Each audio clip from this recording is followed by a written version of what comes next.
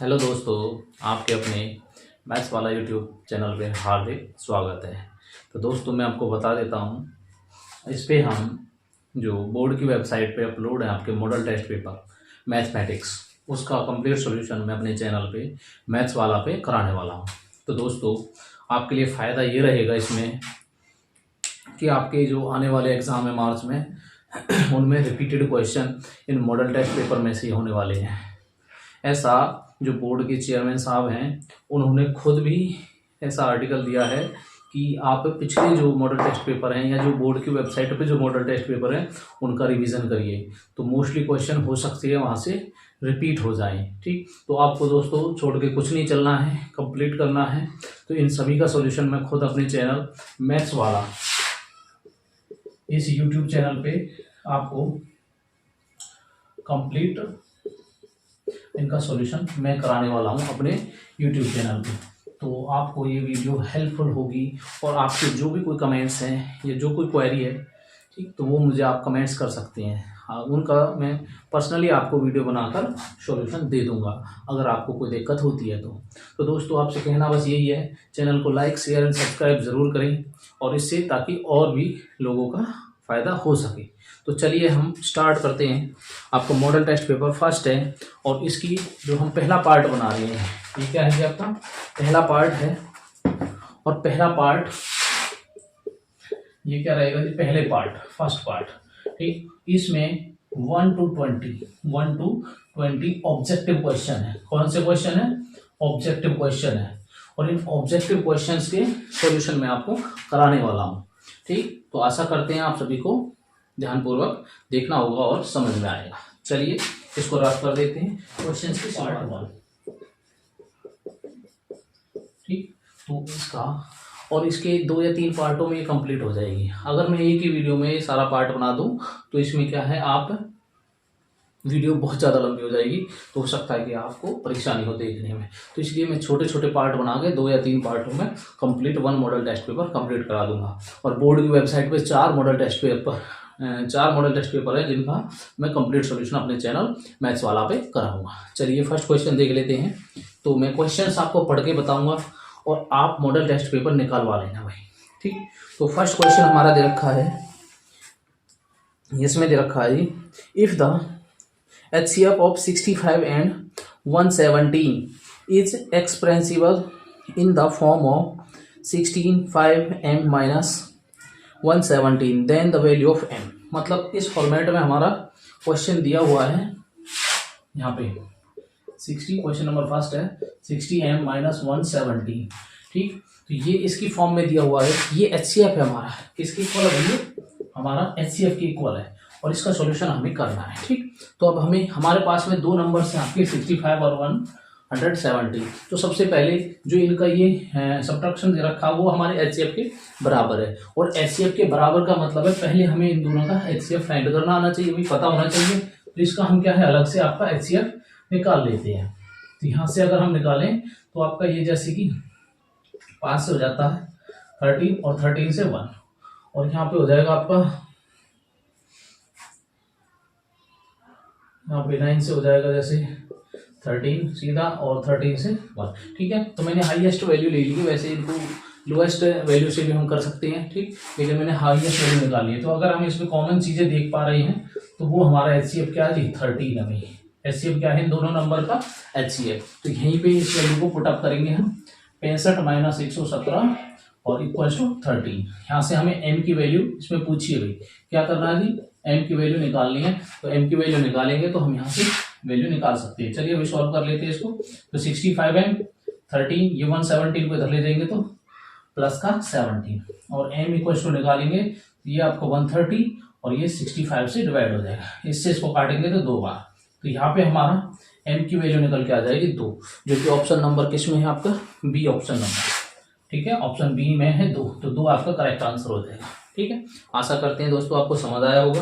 Next question पे चलते हैं। कह रहा है कि if A P square equals to 32/50 second question है और उसमें दे रखा पी स्क्वायर आपका 3250 है, ये दे रखा है।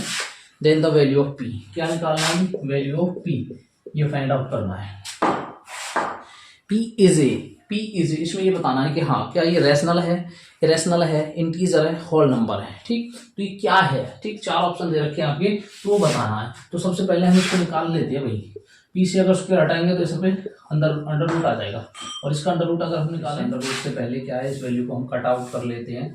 तो ये आपका 16 और ये आपका 25, तो यहाँ पे स्क्वायर को रहने देते हैं। अब स्क्वायर को हटाते हैं तो इधर पे जाके क्या है आपका अंडर रूट आ जाएगा, और यहाँ से अगर हम वैल्यू निकालें तो ये आपकी क्या है जी, ये वैल्यू आ जाएगी आपकी, ये किसका वर्ग होता है जी 4 का, ये 5 का, तो 4/5 पी बटे क्यू, पी की वैल्यू आ गई हमारी 4/5। और इसमें बताना है क्या है जी, आपका रैशनल नंबर है या इरेशनल नंबर है या आपका होल नंबर है या फिर आपका कौन सा है, इंटीजर्स है। ठीक, इंटीजर्स है आपका। ये 4 ऑप्शन है। अगर हम देखें तो ये संख्या क्या है हमारी, पी अपॉन क्यू को रिप्रेजेंट कर रही है, और पी अपॉन क्यू को रिप्रेजेंट करने वाली संख्या क्या होती है हमारी, रैशनल नंबर होती है जी। ठीक है, रैशनल नंबर। तो ऑप्शन नंबर आपका कौन सा सही रहेगा इसमें, जो ऑप्शन नंबर सी है वो आपका सही रहेगा। ठीक, तो ये हमारी रैशनल नंबर है। तो मैं आपसे फिर एक बार कह रहा हूँ कि आप मॉडल टेस्ट पेपर साथ में रखें, ये उनका सॉल्यूशन है। क्वेश्चन को देखिए, क्वेश्चन को देखने के बाद में सॉल्यूशन ये है। ठीक, ये quadratic polynomial whose zeros are, तो जीरोज दे रखे हैं और क्वाड्रेटिक आपको फाइंड करनी है, क्वाड्रेटिक पॉलिनोमियल। ठीक है, द्विघात आपको समीकरण बनाना है। तो यहाँ पे जीरोज दे रखे हैं आपके -3 एंड 4, जीरोज आपके -3 और 4। ठीक है, शून्य दे रखे हैं आपके 4। तो सबसे पहले अगर हम जानते हैं तो भैया, तो हमारा क्या होता है, सबसे पहले सम ऑफ जीरोज होता है, सम ऑफ जीरोज होता है, जिसको हम represented by alpha plus beta. तो हमारी first value represented by alpha, second value represent by beta.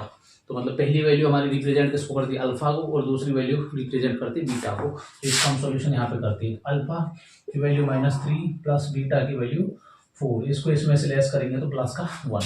तो हमारा जो सम ऑफ जीरोज है उसकी वैल्यू निकल के आ गई 1। सेकंड होता है जी प्रोडक्ट ऑफ जीरोज, सेकंड क्या होता है जी, प्रोडक्ट ऑफ जीरोज, शून्यकों का गुणनफल, और ये क्या है, शून्यकों का योगफल।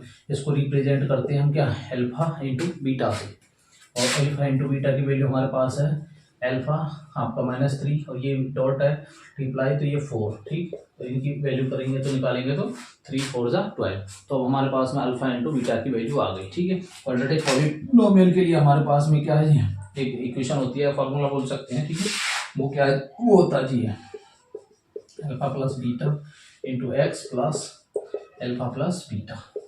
इससे हम क्या निकाल सकते हैं, आपका इक्वेशन बना सकते हैं, क्वाड्रेटिक इक्वेशन। ठीक है, द्विघात समीकरण इससे बना सकते हैं। इज इक्वल टू 0, ये कांस्टेंट होता है और कांस्टेंट अगर जाके क्या है 0 हो जाता है। तो यहाँ से अब हमारे पास में जो वैल्यू बचेगी वो क्या बचेगी, केवल एक्स स्क्वायर और माइनस अल्फा प्लस बीटा की वैल्यू हमें दे रखी है जी 1 इंटू एक्स, प्लस में इसकी वैल्यू हमें दे रखी है जी -12 इक्वल्स टू 0। यहाँ से अगर इसका सॉल्यूशन करें तो ये हो जाएगा क्या हमारा एक्स, और यहाँ से हो जाएगा जी -12। ठीक, और लेकिन जो आपका इसमें आंसर आ रहा है वो आ रहा है कि जो इसकी वैल्यू है वो क्या है, हमने सभी की को 2 से डिवाइड कर दिया है, उसके अकॉर्डिंग आपका आंसर आया हुआ है। अगर हम यहाँ पे देखें तो ये इसको कैंसिल कर देता है 6, तो अब हमारे पास में क्वाड्रेटिक जो इक्वेशन होगी वो होगी इस तरीके से 6 इक्वल्स टू 0। तो ऑप्शन नंबर आपका कौन सा इसमें, सी। तो ऑप्शन नंबर है आपका सी, और सी इज ए करेक्ट आंसर। ठीक है, ये आपका थर्ड क्वेश्चन का सॉल्यूशन है। नेक्स्ट क्वेश्चन पे चलते हैं जी। क्वाड्रेटिक इक्वेशन दे रखी है आपको 2x² - √5x, और ये आपका +1 इक्वल्स टू 0। और इसमें पूछे हैं कि क्या है आपके रियल रूट्स होंगे। ठीक, या आपके यहाँ पे फर्स्ट ऑप्शन जो दे रखा है 2 डिस्टिंक्ट रियल रूट्स होंगे, मतलब कोई भी भिन्न वास्तविक मूल होंगे, या 2 इक्वल रूट होंगे, 2 समान वास्तविक मूल होंगे, या नो रियल रूट, कोई रियल रूट नहीं होगा, कोई मूल्य नहीं होंगे इसके, या मोर देन 2 रूट्स, 2 से ज़्यादा रूट्स हो सकते हैं। तो रूट्स चेक करने के लिए सबसे आसान हमारे पास में तरीका होता है बेटा d = -4ac। इस वैल्यू में पुट करके हम क्या है रूट्स चेक कर पता लगा सकते हैं कि मूल होंगे कि नहीं होंगे। इसमें अगर हम वैल्यू चेक करें तो b की वैल्यू है आपकी √5, यहाँ पे देखोगे a की वैल्यू होती है, b की वैल्यू और यहाँ पे c की वैल्यू। तो √5 का स्क्वायर -4 इंटू a कितना आ जाए 2, और सी कितना है 1। यहाँ से कैलकुलेट करिए, इस रूट से ये कैंसिल हो जाएगा 5 और यहाँ से 4 2 8।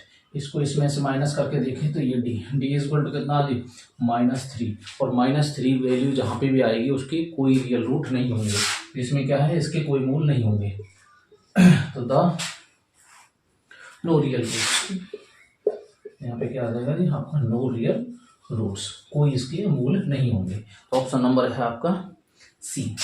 इसमें क्या है ऑप्शन नंबर जी 2 APs have the same common difference. 2 AP हैं आपकी, ऐसे ही मान के चलिए जी, ठीक है। एक को स्मॉल AP मान लेते हैं हम, और ऐसे, और उनका जो कॉमन डिफरेंस है वो क्या भी है, दोनों का इक्वल है, ठीक। तो हम ऐसे मान सकते हैं डी, हाँ दोनों का जो कॉमन डिफरेंस है वो क्या है आपका इक्वल है, कॉमन डिफरेंस, ठीक है, आर इक्वल। उसके बाद दे रखा जी first term of one of these is, जो पहली AP है उसकी फर्स्ट टर्म दे रखी है कितनी आपकी है जी -2, फर्स्ट टर्म दे रखी है। And that of the other is -6, और जो दूसरी AP है उसकी टर्म दे रखी है आपकी -6, उसकी टर्म क्या दे रखी है 6। Then the difference between their fifth term, इन दोनों की जो फिफ्थ टर्म है उनका डिफरेंस हमें निकालना है, A5 और स्मॉल a5 इनका डिफरेंस। चलिए भाई यहाँ पे लिख लेते हैं, A5 को हम कैसे लिखेंगे भाई, A प्लस का 4D, या फिर ऐसे करिए यही निकल के आ जाएगा, ठीक है। इनका डिफरेंस माइनस का A5 को हम कैसे लिखते हैं भाई, ये सॉरी कैपिटल A होगा आपका प्लस का 4D, और यहाँ पे माइनस में A प्लस का 4D, ये ब्रैकेट में रख लेते हैं भाई। यहाँ से अगर हम सॉल्व करें तो A प्लस का 4D और ये माइनस अंदर चला जाएगा, माइनस और माइनस प्लस -4D।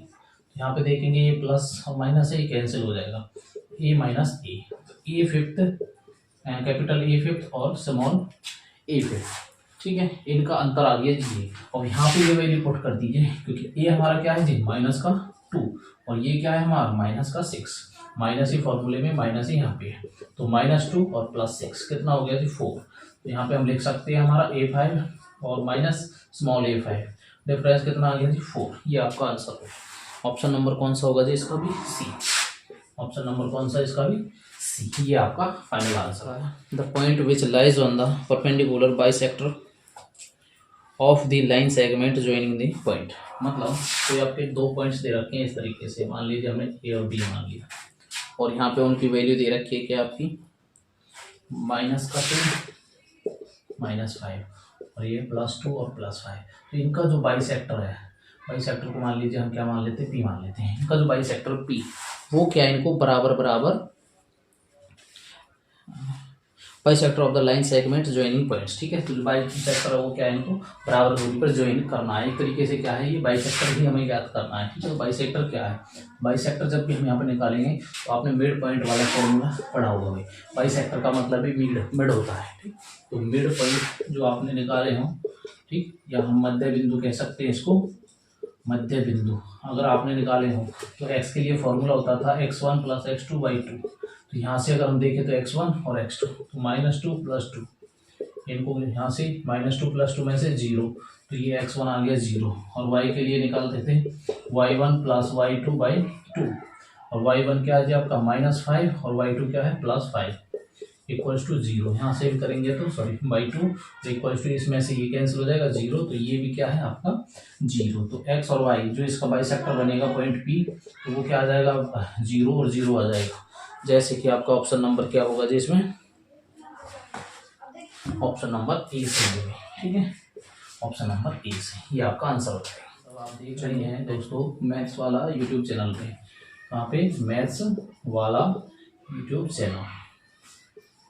तो आपसे एक रिक्वेस्ट है दोस्तों, चैनल को लाइक करते रहें, शेयर करते रहें एंड सब्सक्राइब जरूर करें। 7th क्वेश्चन, चलिए जी, in a triangle ABC is similar दे रखा है टू DEF। मतलब कोई दो ट्रायंगल आपके सिमिलर है भाई, ABC, और इसी तरीके से दे रखा है आपका DEF। ये दो ट्रायंगल आपके सिमिलर है और उनमें एंगल दे रखा है, एंगल A 47, कितना है 47, और एंगल ई दे रखा है 83 और एंगल सी आपसे पूछ लिया जी, सी का मान निकालिए। ठीक, तो सी एंगल पूछ लिया जी, सी क्या होगा। तो चलिए इनको कर लेते हैं। जब भी हमारे एंगल सिमिलर होते हैं तो उसका एंगल और उसके पार्ट का रेशो बराबर होता है। जैसे A B ratio D E, A C बटे रेशो आपका डी आई। तो इस तरीके से रेशो बराबर होते हैं और उनके एंगल्स भी आपस में बराबर होते हैं। तो हम यहाँ पे लिख सकते हैं कि भैया एंगल बी बराबर एंगल क्या होगा, ई होगा। ठीक है, एंगल बी बराबर एंगल ई कितना हो जाएगा जी, 83। अब यहाँ पे हम निकाल सकते हैं, यहाँ पे हमें दो एंगल पता चल गया, तीसरा एंगल का सम निकालना होता है। तो यहाँ पे हम क्या है, इन तीनों को जोड़ दीजिए, 47 83 प्लस एंगल सी निकालना है। ट्रायंगल का तीनों का सम जो होता है वो 180 होता है। और यहाँ से निकालें तो एंगल सी 180, इनको ऐड करो जी, -10 12 13। तो एंगल सी कितना निकल के आ जाएगा जी, 50 डिग्री। ये आपका आंसर होगा। ठीक है, जो कौन से ऑप्शन में है आपके में, ए, ऑप्शन नंबर ए, ये आपका करेक्ट आंसर होगा। ठीक है, चलिए दोस्तों नेक्स्ट क्वेश्चन पे चलते हैं।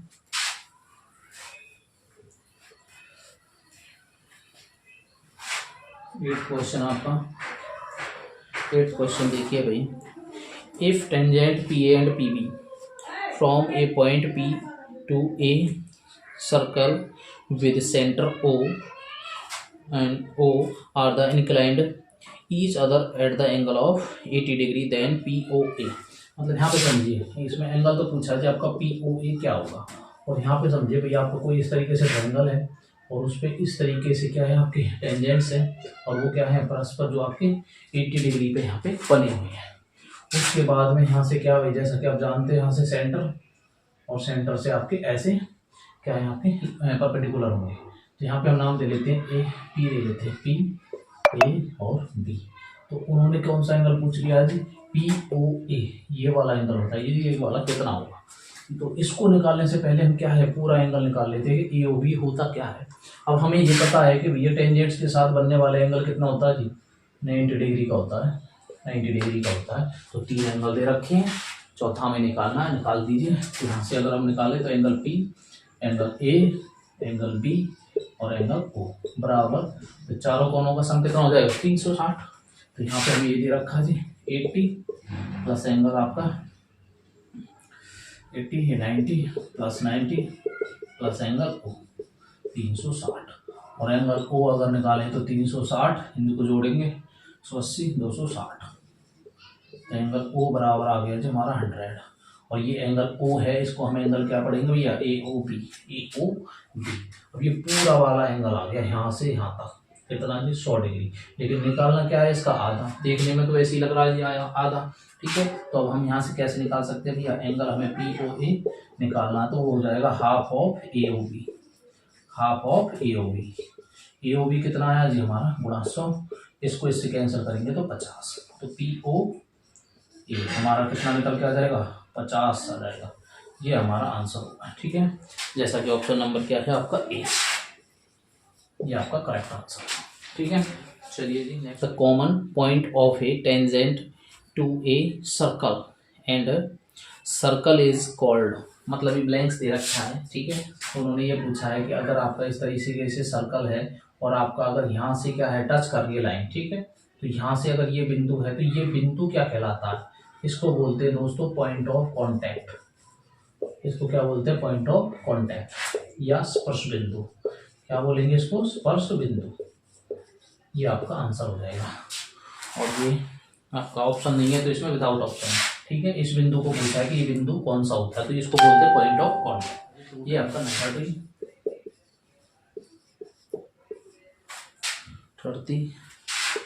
प्लस में 10 स्क्वायर 30, ये वैल्यू दे रखी है, इसका मान बताना है।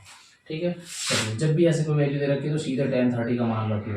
tan 30 का मान कितना हो जाता है 1/√3 और 1 प्लस 10 स्क्वायर 1/√3, इसका होल स्क्वायर दे रखा है। तो ये हो जाएगा आपका 2/√3। और यहाँ से अगर निकाले तो हम यहाँ से 1/3 से इसका स्क्वायर कैंसिल हो जाएगा, तो यहाँ पे 3, तो 2/√3। और यहाँ से अब हम एलसीएम ले लेंगे 3, तो यहाँ से कितना हो जाएगा 3 प्लस का 1, 2/√3। और यहाँ से अगर निकाले तो हम कितना हो जाएगा जी 4/3। अब ये 3 यहाँ पे पहुँच जाएगा और जो ये √3 है वो नीचे आ जाएगा। तो हम इसको ऐसे लिख सकते हैं 2 गुणा 3 बटे 4 गुणा √3। ये जो √3 है वो 4 के साथ आ जाएगा और ये जो 3 है वो ऊपर पहुँच जाएगा। तो यहाँ से अगर हम इसको कैंसिल आउट करें 2 तो 2 और नीचे रह जाएगा हमारा 2 √3। और अब हम इसका कर देंगे रैशनलाइजेशन, ठीक है। इस √3 को यहाँ से हटा देंगे। तो यहाँ से हटा देंगे तो इसको क्या हो जाएगा, इसकी इसके साथ गुणा हो जाएगी 3 और यहाँ पे √3 के साथ होगा तो आपका बनाएगा ये 3, ठीक है। 3 से 3 कैंसिल और √3/2 बन जाएगा, जो किसका मान होता है, आपने को अगर वैल्यू याद है तो वो sin 60 का मान होता है, ठीक है। ये इसका फाइनल आंसर हो जाएगा। चलिए दोस्तों नेक्स्ट क्वेश्चन पे चलते हैं। The value of tan a is always less than 1। उसने बोला है कि जो tan a है वो हमेशा क्या है, लेस देन 1। जो tan a है हमेशा वो वैल्यू क्या है आपकी, less than 1, sorry less than 1। इस तरीके से क्या वो tan a की वैल्यू, ऐसा नहीं होता कि हम यहाँ पे a का अगर कुछ भी मान रखें तो वो 1 से हमेशा बड़ा आएगा, ठीक है। तो इस कंडीशन में ये क्या है बेटा, फॉल्स हो जाता है भाई, गलत हो जाता है, ठीक है। गलत आंसर होगा इसका, तो फॉल्स आ जाएगा। इसमें से ट्रू या फॉल्स बताने हैं तो ऐसा नहीं होता, इसमें कोई भी हम वैल्यू पुट करेंगे तो वो 1 से बड़ी आती है। चलिए जी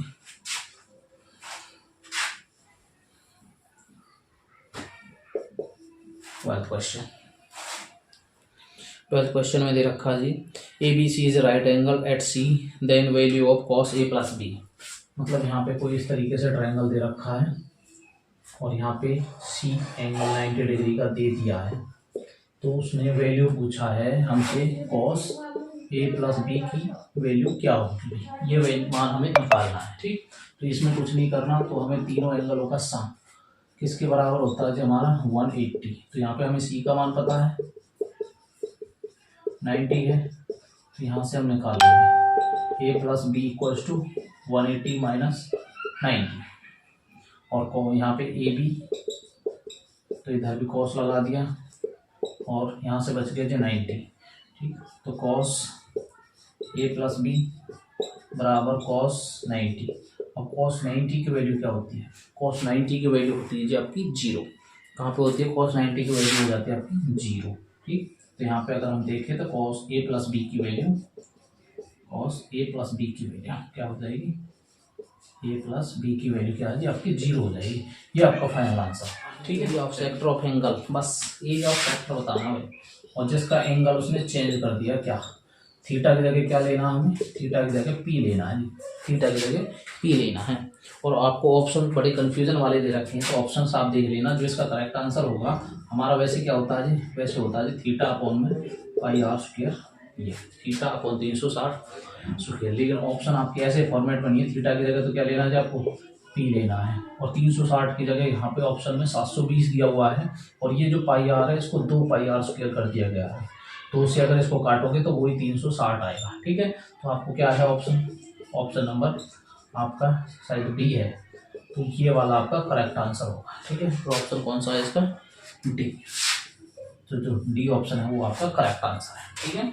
चलिए नेक्स्ट क्वेश्चन पे चलते हैं। इन ये सर्कल डायमीटर दे रखा है आपका 70 centimetre in an arc subtend an angle of 60 degree at the centre of the angle, length of the arc. क्या निकालेंगे इसमें, length of the arc. Arc बोलते हैं भैया चाप, किसको बोलते हैं, चाप। तो चाप की लंबाई निकालनी है, चाप की लंबाई फाइंड आउट करनी है। तो यहाँ पे क्या कह रहा था, ये एक सर्कल है भाई कोई इस तरीके से, और उस सर्कल पे आपका जो सेंटर पे एंगल बन रहा है वो क्या है, 60 डिग्री का है, ठीक है। तो लेंथ ऑफ आर्क क्या है इसकी, ये हो गया आपकी लेंथ ऑफ आर्क, और उसने क्या है जो उसका डायमीटर दिया हुआ है यहाँ से यहाँ तक 70 सेंटीमीटर, और इसकी रेडियस करें तो कितना हो जाएगी 35 सेंटीमीटर, ठीक है।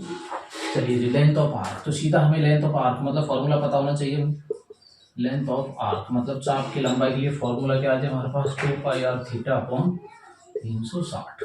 ये वैल्यू पुटअप कर दीजिए, पाई का मान वही 22/7 360।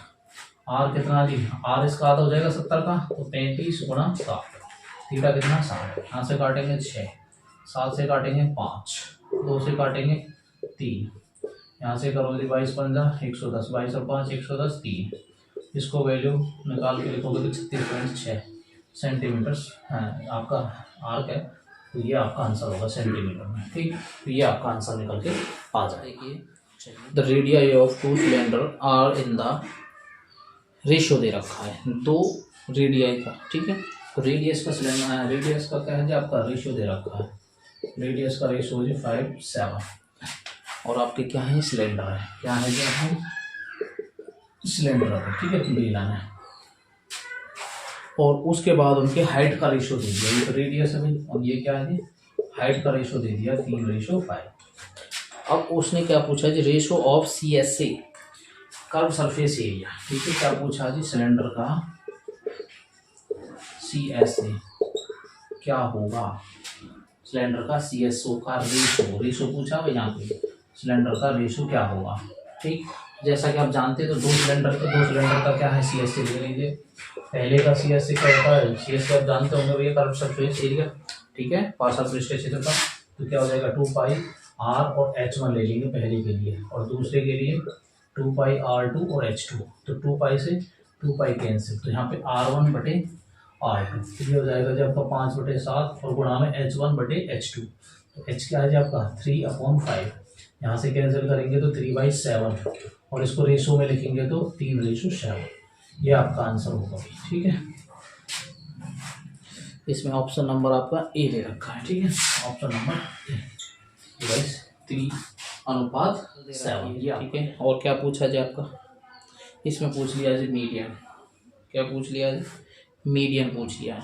तो मीडियन क्या होगा, तो चलिए मैं अब सीधा ही आपको वो बना देता हूँ। इसमें टेबल दे रखी है, और टेबल में क्या है जी हम क्लास बाउंड्रीज आपकी डिफाइन कर लेंगे। ठीक है, क्लास बाउंड्रीज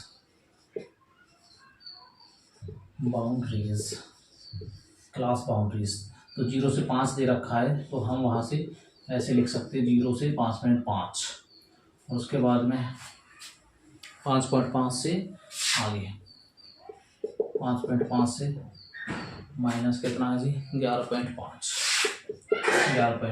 और यहाँ पे 11.5 से आपका है जी 17.5, और 17.5 से 23.5। अच्छा 6 का अंतर है, 6 जोड़ लीजिए इसमें, 23.5 और ये 29.5। ये आपकी क्लास की बाउंड्रीज होगी। ठीक है, ये हमने अपनी तरफ से लिखी है, वहाँ पे तो ये रखा था 0 से 5। ठीक है, 6 से 11, 11 से आगे 17, कुछ इस तरीके से दे रखा था। ठीक है, सबसे पहले, और इसकी फ्रिक्वेंसी दे रखी है यहाँ पे FI क्या दे रखी है जी, वो दे रखी है 13 10 15 8 13 10 15 8 11। यहाँ पे इनका सम दे रखा है कितना जी 57, और N भी क्या है आपका जी यही है 57। तो सबसे पहले हम यहाँ क्या है कम्युलेटिव फ्रिक्वेंसी संचय बारंबारता निकाल लेते हैं CF। ठीक, तो CF क्या जी आपका 13 में 10 जोड़ेंगे तो 23, 23 में जोड़ेंगे तो 38, और 38 में 8 जोड़ेंगे 46, 46 में जोड़ेंगे तो 57। ये सब चीज़ है।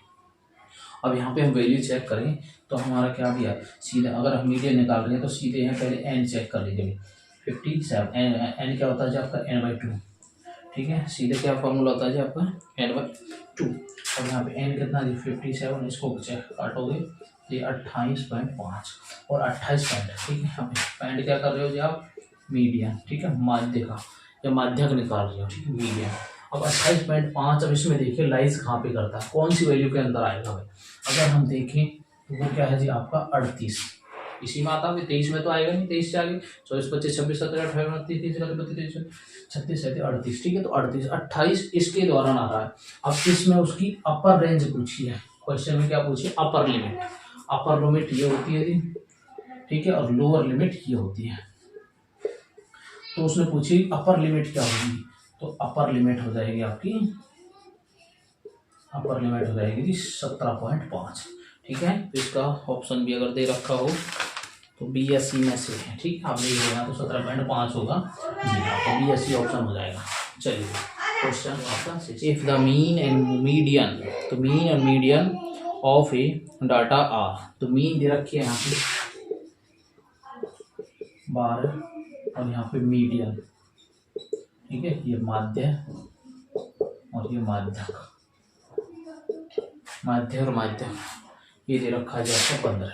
ठीक, तो उसने क्या पूछा जी, then the mode is, mode क्या होगा, मोड निकलवाया। ठीक है, बहुलक क्या होगा, तो इसके लिए सीधा सा एक फॉर्मूला है, फॉर्मूला आप लिख लीजिए। तो फॉर्मूला है आपका mode equals to 3 medium minus 2 mean. ठीक है, 3 मीडियन माइनस 2 मीन, ये आपका फॉर्मूला है। तो यहाँ पे मीडियन की वैल्यू दे रखी है, मीन की वैल्यू दे रखी है, तो मोड हम निकाल सकते हैं, इस वैल्यू में पुट कर दीजिए। 3 इंटू मीडियन कितनी है आपकी 15 माइनस 2, मीन कितनी है आपकी 12, तो यहाँ पे हो जाएगा आपकी 45 और यहाँ पे 24, यहाँ से इसको घटाओ जी 1 और ये 2, तो मोड क्या आ जाएगा इसका निकल के भाई, ये आ जाएगा जो आपका 21, ये आपका आंसर होगा। ठीक है, चलिए जी, probability of guessing the correct answer to a certain test question is, मतलब कोई क्या है भैया, प्रायिकता बतानी है किसी सही आंसर होने की। ठीक है, वो दे रखी है क्या, x/5, तो मतलब होने की प्रोबेबिलिटी को हम लिखते हैं PE, तो वो दे रखी है हमें x/15। If the probability is not guessing the correct answer, अगर किसी की प्रोबेबिलिटी आपकी करेक्ट नहीं है तो वो दे रखा है not guessing the correct answer to this question is 2/5, और किसी की क्वेश्चन सही न होने की क्या पॉसिबिलिटी दे रखी है आपकी 2/5, ये दे रखा है। ठीक, तो उसने क्या पूछा है जी, इज इक्वल टू किसकी इक्वल हो सकती है अभी। ठीक, तो यहाँ से अगर हम देखें तो हमने पढ़ रखा है कि कोई भी प्रोबेबिलिटी है वो प्रोबेबिलिटी होने की प्लस प्रोबेबिलिटी ना होने की इक्वल्स होती है 1 के हमेशा। ठीक है, यहाँ से क्या है, आप वैल्यू निकाल लीजिए x की, यहाँ पे x दे रखा है तो x का मान निकालना भाई। ठीक है, यहाँ पे होने की वैल्यू रखिए भाई x/15, यहाँ पे ना होने की रखिए 2/5 इक्वल्स टू 1, यहाँ पे x/15, यहाँ पे 1, इधर जाके ये माइनस हो जाएगा, और x/15 यहाँ से एलसीएम ले लेंगे 5, क्रॉस मल्टीप्लाई 5/2, आगे देखिए यहाँ पे x/15, अगर यहाँ से हम निकालें तो क्या बच जाएगा जी 3/5, 5 में से 2 घटाएंगे 5। ठीक है, और x का मान अगर निकालेंगे तो 3 और 15 यहाँ पे चला जाएगा, 5 से काटेंगे 3 और x बराबर आ जाएगा 3 3 जा 9, तो ये हमारा आंसर होगा भाई। ठीक है, तो x का मान निकल के आ जाएगा इसमें क्या आपका 9। ठीक है, जो आपका सी ऑप्शन में दे रखा है, ये आपका आंसर होगा। चलिए नेक्स्ट क्वेश्चन, 19वां क्वेश्चन है आपके अजर्सन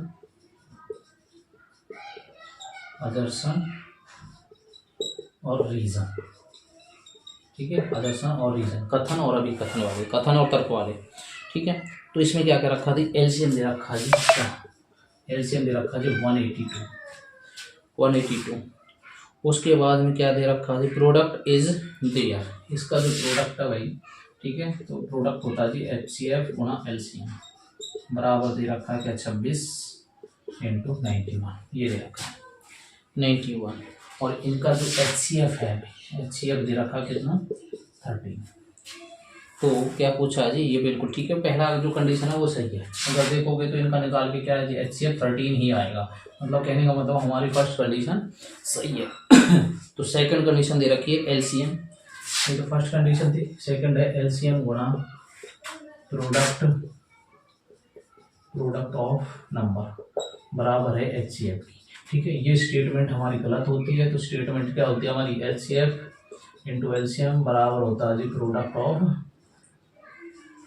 ऑफ 2 नंबर के। ठीक है, तो प्रोडक्ट ऑफ 2 नंबर, ये वाली स्टेटमेंट हमारी सही है। तो मतलब कहने का मतलब है हमारा जो अजर्सन है वो सही है और जो रीज़न है वो रॉन्ग है, और इस तरीके की अगर कंडीशन पाई जाती है तो उसमें ऑप्शन नंबर जो हमारा सी होता है वो क्या है करेक्ट होता है। ठीक, चलिए उसमें दे रखा है जी आपका द पॉइंट दे रखा है आपका 0,4, ये दे रखा है लाइज ऑन वाई एक्सिस। ठीक है, कहाँ पे है ये आपका वाई एक्सिस पे अभी। ठीक है, वाई एक्सिस पे है, तो फर्स्ट स्टेटमेंट है। ठीक है, हाँ जी, अगर देखोगे तो फर्स्ट एक्स की होती है वैल्यू और सेकंड वाई की, तो ये बिल्कुल स्टेटमेंट इसकी सही है, ये अजर्सन है। ठीक है, और रीज़न क्या है इसका, रीज़न दे रखा है the X coordinate of the point on Y axis is 0, यह जो वाई पे है ठीक है, यहाँ पे कॉमा 4 है, तो वहाँ पे जो एक्स एक्सिस है आपका, उसके जो कोऑर्डिनेट है वाई वाली लाइन पे क्या 0 है, बिल्कुल देखेंगे तो वाई की वैल्यू हमें यहाँ पे साफ नज़र आ रही है और एक्स की वैल्यू बिल्कुल 0 नज़र आ रही है। इस कंडीशन में क्या है, हमारा एजर्सन भी सही है और रीज़न भी सही है, और देखेंगे तो दोनों क्या है आपस में रिलेटिव, मतलब रिलेशन बन रहा है, ठीक है, संबंध इसमें है, और संबंध है तो उसके लिए ऑप्शन नंबर क्या चूज करेंगे भैया, ए। ठीक है, आपका दर्शन भी सही है और रीजन भी सही है, और दोनों मतलब ए आर की व्याख्या करता है। ठीक है, तो ये थे आपके दोस्तों 20 क्वेश्चन पहले, जिनमें आप सॉल्व करके देखोगे तो काफ़ी हेल्प मिल जाएगी, और बोर्ड एग्जाम में भी बिल्कुल इसी तरीके के क्वेश्चन आने हैं। तो दोस्तों ये सब आप देख रहे थे मैथ्स वाला यूट्यूब चैनल पे, तो प्लीज़ दोस्तों चैनल को लाइक शेयर एंड सब्सक्राइब ज़रूर करें, और ये वाला जो चैनल है वो दोस्तों आपको मिलेगा STK 100, इस नाम से आपको चैनल फाइंड आउट होगा। तो धन्यवाद दोस्तों, वीडियो कैसी लगी कमेंट करके ज़रूर बताएं। Thanks for watching, like share and subscribe करें।